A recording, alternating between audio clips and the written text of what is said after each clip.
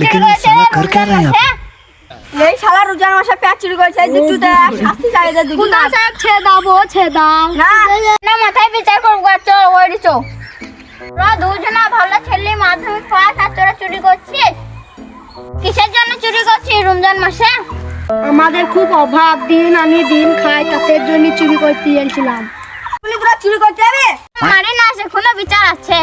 যে মাসে তোরা চুরি করেছিস তোদের 5,000 টাকা ফাইন লাগবে।